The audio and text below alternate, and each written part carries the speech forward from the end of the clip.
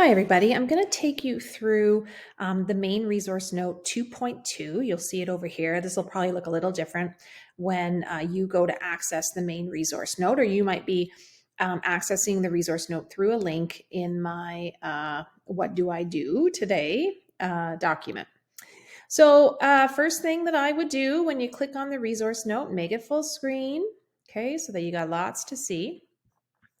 And then we are going to take you through the beginnings here of representing hydrocarbons and simple organic compounds. So this is going to be new for pretty much everybody. And this can be a little bit challenging. Once you get the hang of it, it is easy. But until you get the hang of it, it might present some challenges for people. So do make sure that you listen to this entire video, that you try all of the practice problems that are in this resource note, and also the extra worksheet that I leave you. And then be in touch with me if you have any questions about anything. Okay, so the first thing that we're going to do is we're going to go through and just, lead you through this resource note. And you're going to go through and read everything yourself, or you can be pausing my video and reading as you go, and making some notes in your summary note as well. But there are a lot of organic compounds out there. There's over 10 million of them.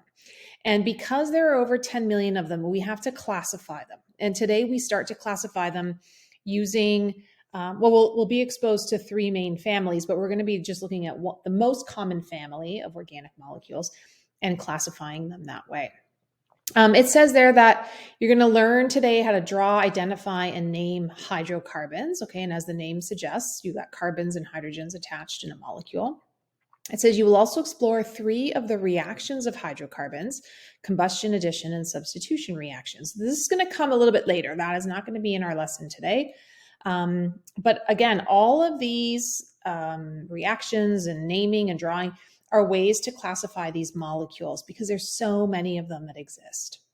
So these reactions and other reactions can be used to produce many useful organic compounds such as pharmaceutical medication, plastics, synthetic fibers, food preservatives, artificial flavors, and so on. Okay, here is a drug called tamoxifen. This is a common cancer therapy drug, especially for women who have breast cancer, hence the pink ribbon that is here. And they say here it's produced by an addition reaction. So that's a reaction we're going to look at a little bit later in this unit. The first thing that I want you to do is to complete this organizing molecules activity. And it says here, you're going to be introduced to many different molecules throughout the learning activity. Before you start, explore the selection of organic molecules. Observe their various characteristics and organize them into groups based on what you observe. It says when you are using your notebook in your lesson, I want you to look for patterns within the structure and properties of the compounds observed. So right here, there's links embedded. So you're going to click on the organic molecules. And we want you to take a look at these. I mean, you can print this off if you want and cut these molecules out. But I want you to look at all of these different organic molecules, and I want you to organize them in some fashion. And then I want you to comment on that, okay? And you'll see a link in our What Do I Do Today as to how to answer or tell me how you organize them. So we want you to do that activity. And then let me just make sure that I'm going back to full screen here. Here we go. We're going to get you to post your answer. So we'll get you to do that in the What Do I Do Today. So make sure, stop this video and complete that now. And then once you're done, keep on going here, where we're going to start to take a look at these organic molecules and start to name them today. So here again is our tamoxifen organic molecule that we just talked about above. Okay, so right here. And this looks like a really complicated molecule, and it's actually not a very complicated molecule. Once you understand organic chemistry and how to draw the molecules, when I look at this, I can tell that there's many carbons bonded here. That's what all of these little points and bends represent, different carbons. And there's an oxygen, there's a nitrogen embedded.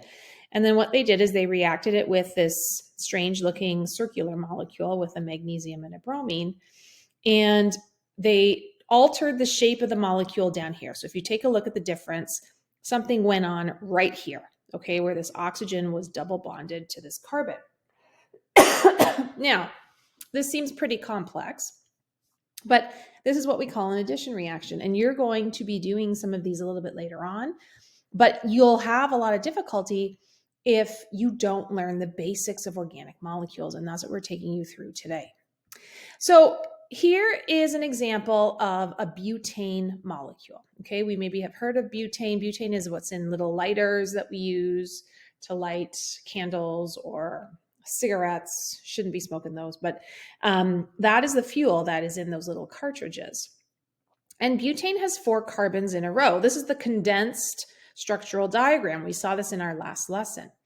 Lots of times, because we know that there's always carbons in a chain in an organic molecule, we don't draw them all out. We just represent them with line structural diagrams that you see here. And each one of these points, so as soon as your pencil goes down onto the paper, that first point right there is carbon 1.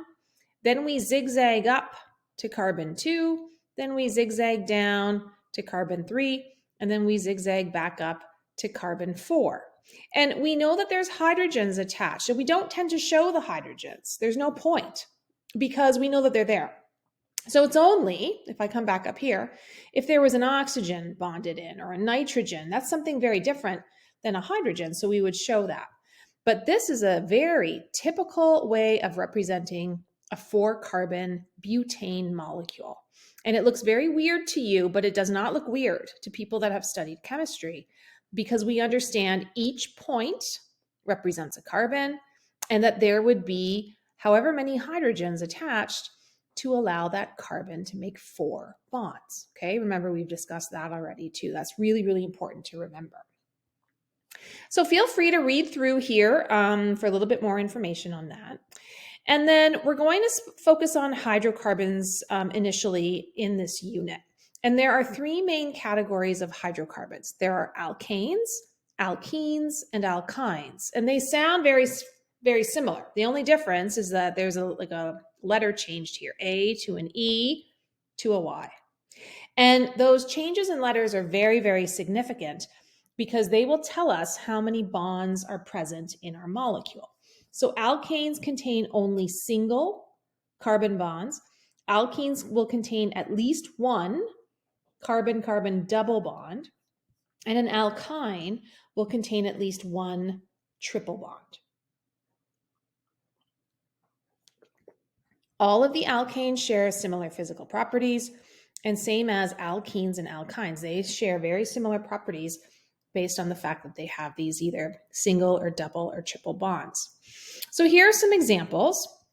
Here are all 2-carbon organic molecules.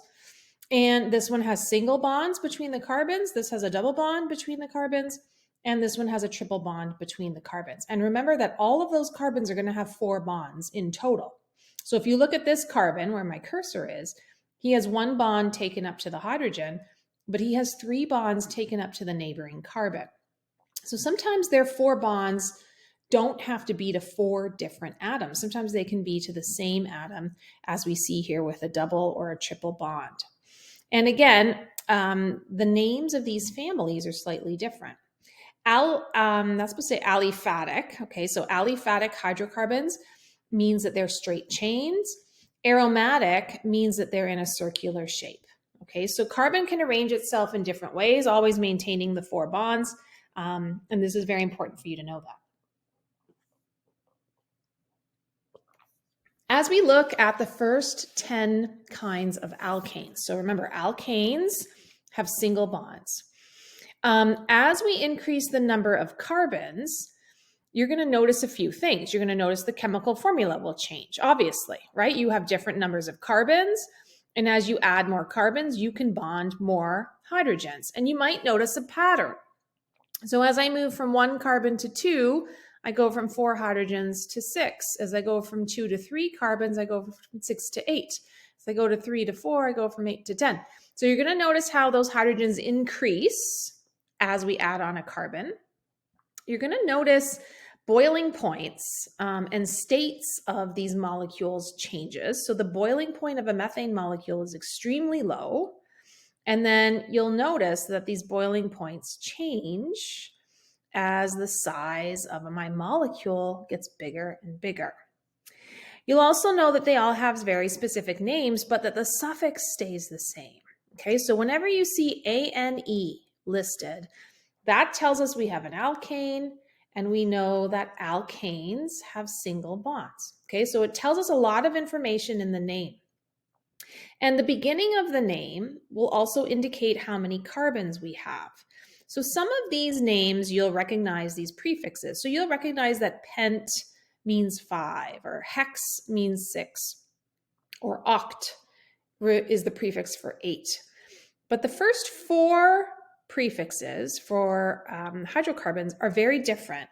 So usually 1 in chemistry, the prefix is mono. The prefix for 2 is di.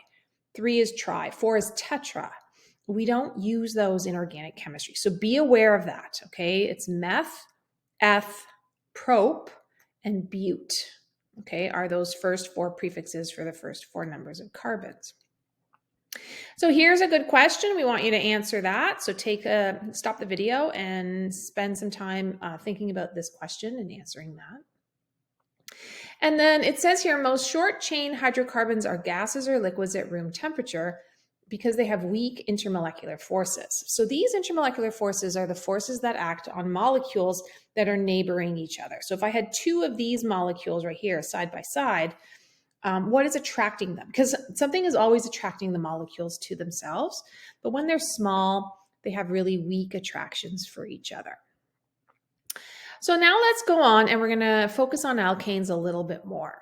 So alkanes are a class of hydrocarbons that contain only single carbon-to-carbon bonds. Ethane, one of the components of natural gas, is a typical alkane. Okay, and ethane, the word eth in organic chemistry means 2. So as soon as I see the word ethane, I know a lot of information. I know that it's an alkane because of the suffix, and I know eth means 2 carbons. So all I have to do is put 2 carbons, bond them together with a single bond, and then stick in enough hydrogens so that each carbon has 4 bonds in total. Okay. So here are the prefixes for the number of carbon atoms that you can find in these organic molecules. And notice that the first 4 prefixes are meth, eth, prop, and bute. And then the remaining prefixes are ones you should be familiar with. Pent for 5, hex for 6, hept for 7, oct for 8, non is 9, and dec is 10. Okay, and if you've ever heard the term decade, which refers to 10 years, right? That's an example of the prefix in action. Here's a little mnemonic if you want to try to remember them. Feel free to read this sentence. And this is a great video. Stop my video and go into the resource note and take a look at this video right here. Okay, so what we want you to do now is we want you to practice naming the following alkanes. And what's going on here at the bottom is if you just click right on each of these, they're going to change the type of alkane structure that you are going to try to name. Okay, so if you look at this first one right here, all you realize it's all single bonds. So it's going to be an alkane. It's going to have a suffix of ane. And then what you do is you simply count your carbons. So I've got 2, 4, 6, 8, and 10. And then you come back up, you find the prefix for 10 carbons, and then you attach the suffix of ane. So this would be called decane. And then you can check your answer right there. And there's decane. So stop the video, go into the resource note, and practice all of these. You've got 10 different options, okay? You can either click on the 2, or you can go over here and click on the arrow, and it will scroll through the different examples.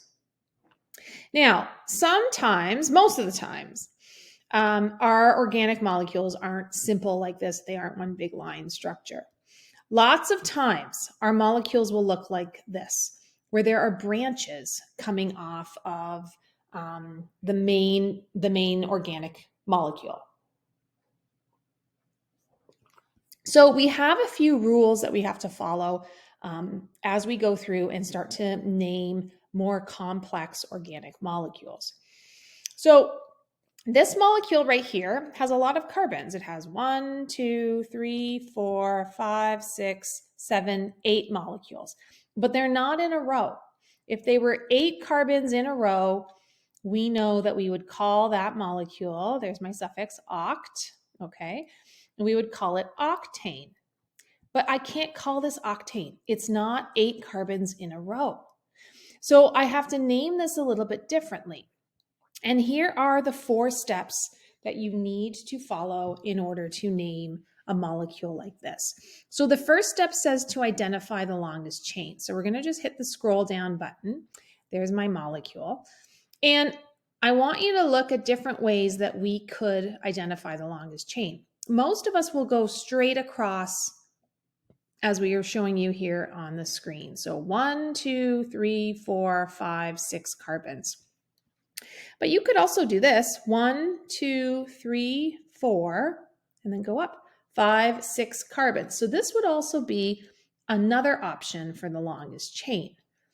This over here is not an option. Starting from this end, 1, 2, 3, 4, 5. Okay, that is not the longest chain because 5 carbons doesn't beat 6. Okay, so 6 carbons go straight across, or 6 carbons go sort of across and up. But most of us like just to do, a horizontal line like this. So this is fine. I would stick with this, what they have shown you here on the screen. And I would do this. I would box it out just like that they're showing you. So then you've got these 2 carbons remaining here. And what do we do with those? Well, this is now what we call an alkyl branch, or I call it an alkyl group. Okay, so I call this little guy an alkyl group. And this is exactly how I would do it. I box out the longest chain, and I always circle any of the branches that we have. So the longest chain is what we call the parent chain. And any of these branches, and sometimes you can have more than one, this one only has 1 branch, is what we call an alkyl group. Okay, so kind of some weird words here, but that's what's happening. Now, look down here for third step. We have to name this alkyl group. So before I click on this, you can probably start to think about what we need to do. This alkyl group or alkyl branch has 2 carbons in it. And remember, in organic chemistry, we use prefixes to group numbers of carbons. Well, if I have 2 carbons, can you remember what the prefix is for 2? And the prefix is not di, okay, because that's not how it goes in organic chemistry, but it is F. So this is going to be a little branch that's going to start with the name F. And then we use this YL suffix and we attach that to the name of the branch. So this is actually going to be called an ethyl branch, okay, as we see right here. And again, how do we know it's F? It's because it's 2 carbons. If it was 3 carbons, it would be propyl. If it was 5 carbons, it would be pentyl. It all depends on the corresponding prefix for the numbers of carbons. And then the main parent chain that we have here is 6 carbons in a row. We call that hexane. Now, this ethyl is happening to sit, in the middle kind of this molecule, but it could be closer to one end or the other. So how do we identify where the ethyl branch is actually located? This is the 4th step, is where we have to number the main parent chain, okay? So what we need to do is this, I'm going to go back up here, okay?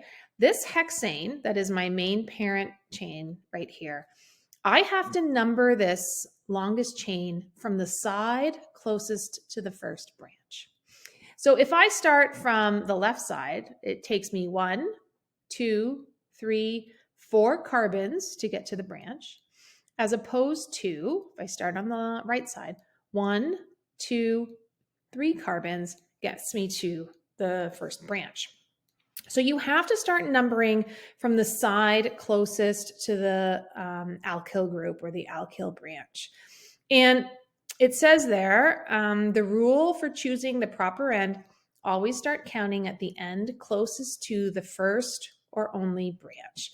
This gives the smallest number for the position of the first branch. So we know we have a hexane longest chain, which we call the parent. We know we have a 2-carbon alkyl group, which is called an ethyl. And we now know that that ethyl group is sitting on carbon 3. And this is how we put the name together. There's my hexane parent structure. There's the name of my alkyl branch.